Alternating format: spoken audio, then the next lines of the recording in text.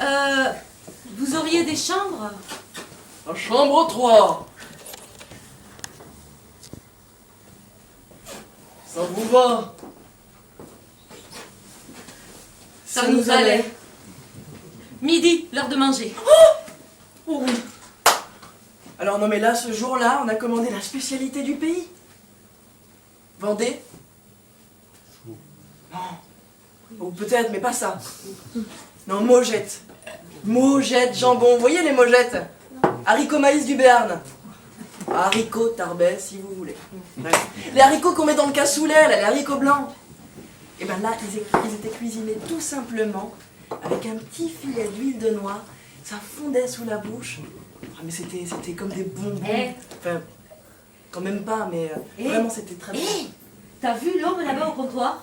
Eh bien, depuis qu'on est arrivé, il n'a pas décroché un mot. Il tient son ballon et il tape sur le comptoir dès qu'il veut qu'on le resserre.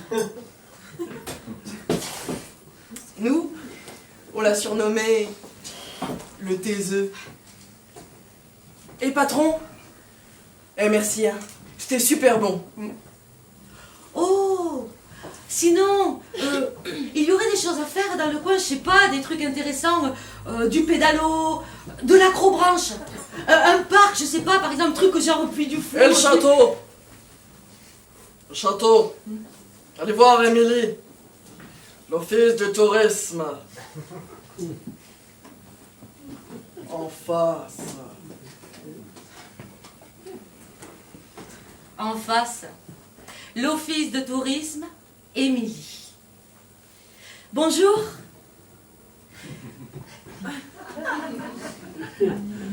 Il paraît qu'on peut visiter le château. Mais bien sûr, je suis là pour ça. Par contre, ne tardons pas. L'orage n'est pas loin. Elle a ouvert un tiroir, elle a sorti une clé énorme. Oh, la clé du château! On a quitté l'office du tourisme, traversé le village, on s'est engagé dans un sentier, rentré dans une forêt, et sous les arbres, pas un bruit, pas un chant d'oiseau. Si, le cri du corbeau. On a fini par quitter la forêt et il se trouvait là, sur une butte, juste en face de nous, le château.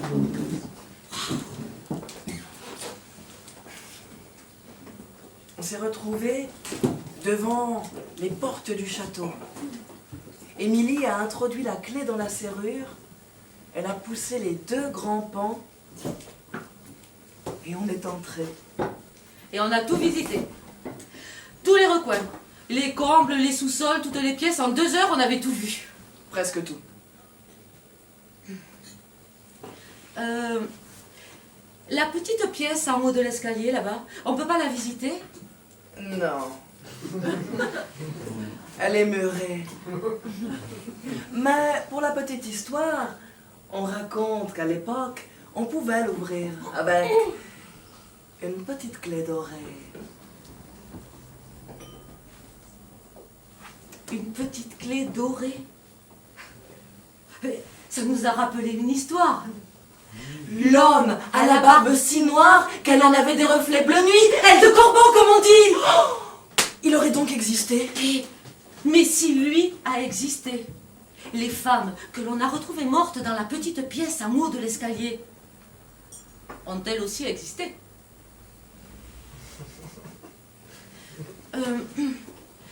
Vous pouvez nous en dire plus? Non. Mais quelqu'un peut-être sait. Séraphine.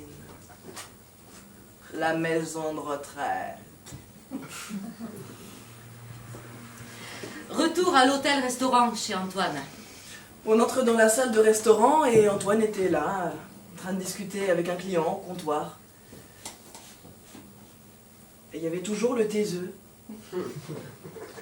Son ballon de rouge qui faisait claquer sur le zinc. Alors, Au château. Super. Hum? Ah, mais peut-être que vous pourriez nous en dire plus. Vous savez, sur l'ancien propriétaire et ses femmes, celle que l'on aurait retrouvée morte dans la petite pièce en haut de l'escalier. Et ça vous regarde?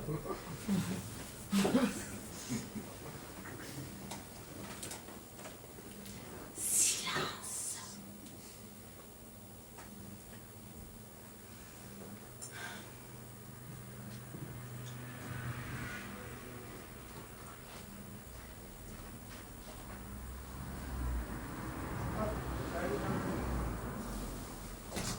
Ici,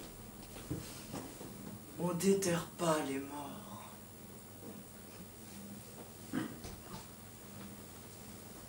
C'est le taiseux qui avait parlé. Silence. On a mangé. En silence. Et puis on est monté se coucher. Et ce soir-là, dans la chambre, demain, on va voir Séraphine. Le lendemain matin, à la maison de retraite, à l'accueil, une jeune femme. Bonjour, on vient voir Séraphine. Pourquoi vous voulez voir Séraphine? On a des questions à lui poser. Et On vient de la part d'Émilie. allez-y, premier étage, chambre 4. Chambre 4, premier étage. Je frappe. Silence. Je frappe.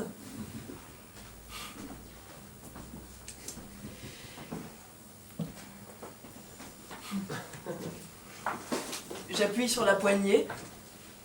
La porte n'est pas fermée à clé. On entre.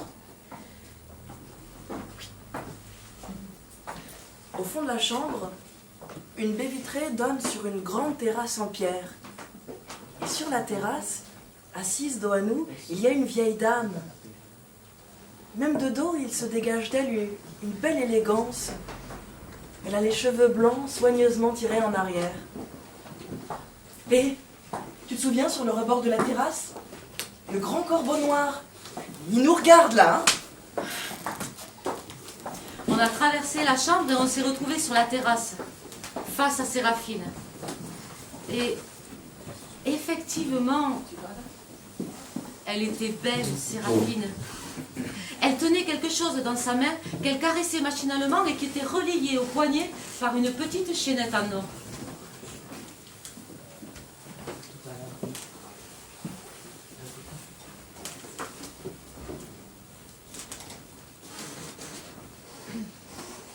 Bonjour.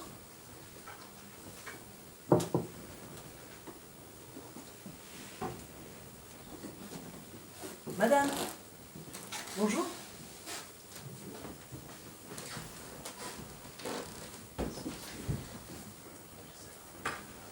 Mais je l'ai quand même questionné, Séraphine. À propos du château, à propos du Seigneur, et surtout sur ces femmes.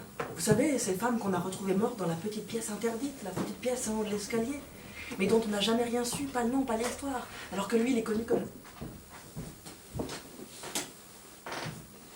C'est à ce moment-là que Séraphine a remarqué le grain de beauté que je porte sur la joue.